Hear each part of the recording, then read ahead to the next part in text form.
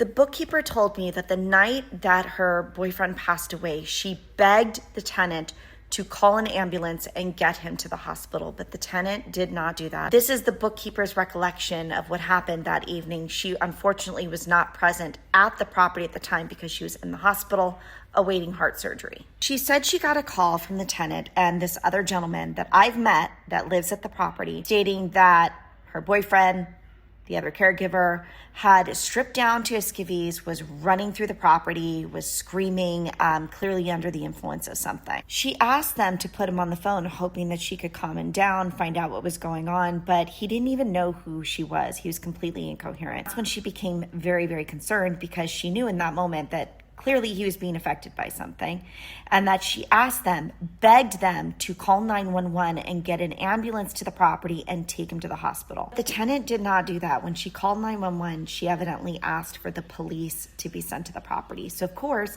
they get there, they see that he's on probation, they see that he's under the influence of something, and they arrest him. And I've shared this before, he was unconscious in the back of the vehicle. They called an ambulance out, took him to the hospital, and unfortunately he passed away. Had she called 911 and asked for an ambulance to be sent to the property, like this woman, like the bookkeeper, begged her to do, there may have been a different outcome. They did do an autopsy, so they clearly know what he passed away from. The police did come back to the property and ransack the room to look for whatever it is they wanted to look for. She said that he did not have a substance issue, that he was desperately trying to get his life back on track. He was on probation, but he was set to start school in a few weeks. But I asked her, are you in communication with his family? She said yes. They're aware of what's been going on.